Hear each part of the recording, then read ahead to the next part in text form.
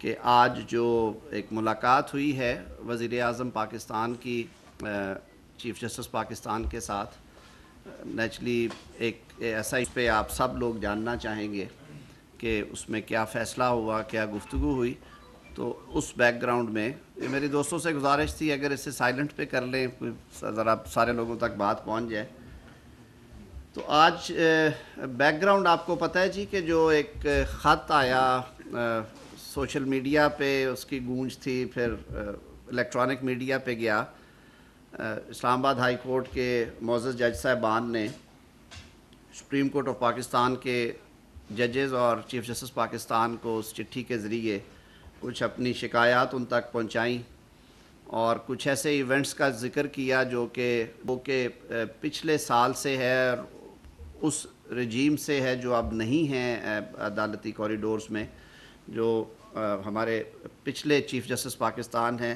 ان کے دور سے متعلقہ زیادہ تر چیزیں تھیں. بہرکیف اس تناظر میں چیف جسٹس پاکستان نے، آپ سب کو معلوم ہے، کل ایک فل کورٹ میٹنگ کی اپنے ساتھی ججز کے ساتھ. تمام ججز کو انہوں نے دعوت دی اور اس کو یقیناً انہوں نے ڈسکس کیا ہوگا. اور اس کے بعد چیف جسٹس پاکستان نے اس خواہش کا اظہار کیا کہ وزیر اعظم پاکستان ان سے اس معاملے پہ کوئی گفتگو کریں، کچھ مشاورت کریں. تو اٹارنی جنرل صاحب کو پہلے کل انفارم کیا گیا اور اس کے بعد ایک چٹھی بھی موصول ہوئی. تو معاملے کی سنجیدگی کو سامنے رکھتے ہوئے وزیر اعظم پاکستان میاں شہباز شریف صاحب نے کہا کہ باقی تمام مصروفیات کے باوجود اسے پرائورٹائز کرنا چاہیے، اور انہوں نے فوری طور پہ کہا کہ میں خود جاؤں گا اور چیف جسٹس پاکستان سے اس پہ جو بات چیت ضروری ہے وہ کی جائے. تو آج 2 بجے یہ ملاقات ہوئی ہے جس میں چیف جسٹس پاکستان جسٹس قاضی صاحب تھے اور سینئر پیونی جج جسٹس منصور علی شاہ صاحب تھے. وزیر اعظم صاحب کے ساتھ اٹارنی جنرل صاحب اور میں نے بطور وزیر قانون اس اجلاس میں شرکت کی. اس میٹنگ کا ہم بھی حصہ تھے. 1.5 گھنٹہ جاری رہی اس ملاقات میں.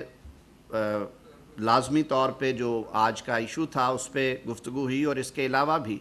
جو کچھ اہم قومی مسائل ہیں جن کی طرف نشاندہی کی وزیر اعظم صاحب نے،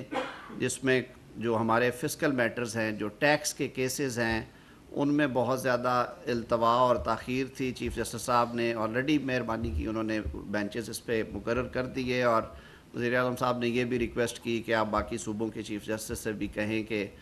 یہ کیونکہ ملکی معیشت کے لیے بہت ضروری ہے کہ ایسے مقدمات کا فیصلہ آئین میں دیے گئے ٹائم 6 ماہ کے اندر ہونا چاہیے، لیکن یہ سال ہر سال سے پینڈنگ ہے اور یہ سینکڑوں اربوں کے کیسز ہیں، اس پہ بھی ہو. عام آدمی تک جو انصاف کی فراہمی میں کوئی رکاوٹیں، ڈیلیز ہیں، ان پہ بات ہوئی.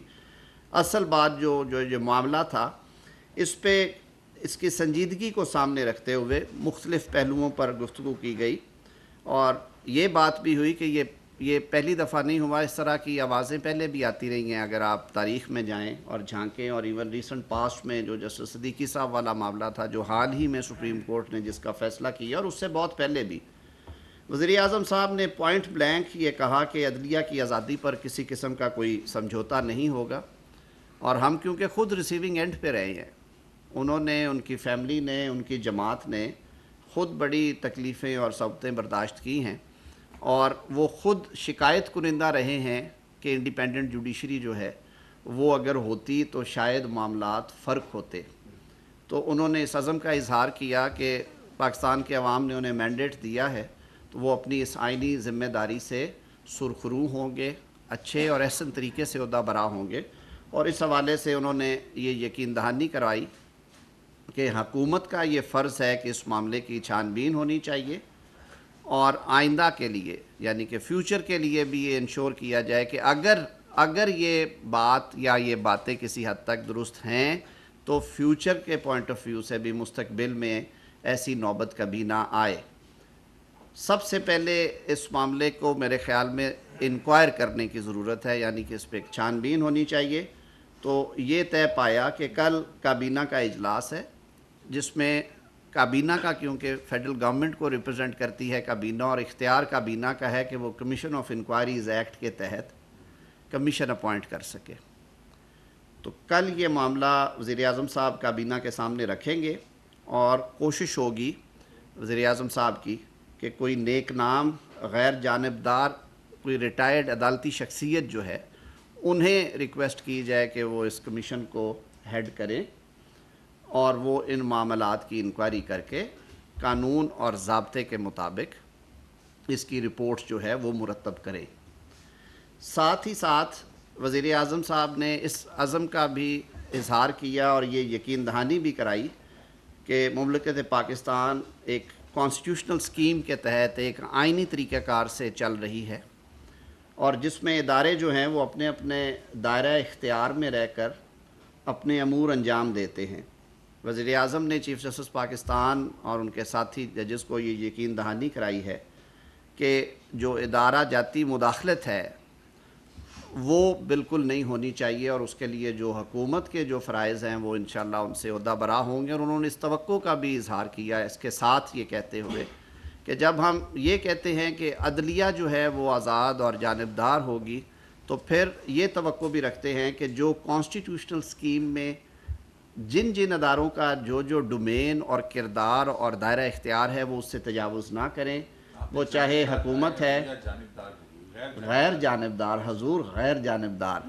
تو اس پہ بھی سب کو عمل پیرا ہونا ہے، چاہے وہ منتخب حکومت ہے، چاہے وہ ایک غیر جانبدار عدلیہ ہے اس ملک میں، چاہے وہ پارلیمنٹ ہے، مقننہ ہے، اس کے اختیارات میں بھی مداخلت نہیں ہونی چاہیے۔ ایک جو خوشائند بات ہے جس کا اظہار آج ہم رستے میں بات کر رہے تھے میں اور اٹارنی جنرل صاحب، کہ جو پارلیمنٹ کی توقیر کے حوالے سے اور پارلیمنٹ کی جو قانون سازی کے اختیارات کے حوالے سے ماضی قریب میں جو فیصلے سپریم کورٹ آف پاکستان سے آئے ہیں وہ بہت خوشائند ہیں، اور ہم سمجھتے ہیں کہ پاکستان میں ایک مضبوط جمہوری نظام کو ایک مضبوط بنیاد فراہم کرنے کے لیے یہ فیصلے بہت ضروری تھے، اور ان فیصلوں سے یقیناً ہمیں مستقبل میں اس کے اچھے ثمرات آئیں گے۔ تو یہ کچھ بنیادی چیزیں تھیں۔ میں پھر دہرائے دیتا ہوں کہ کل کابینہ کے اجلاس میں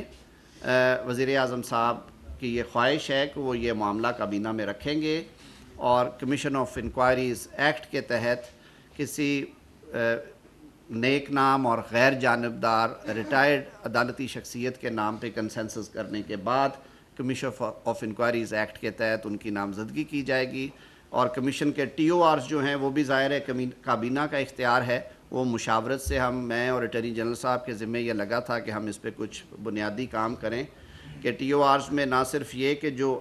اس چٹھی کے حوالے سے بلکہ جو کچھ ماضی کے معاملات ہیں ان پہ بھی جس حد تک قانون اجازت دیتا ہے یا جو کیبنٹ جس حد تک اس کو آتھورائز کرے گی وہ ٹی او آرز میں شامل ہوگا۔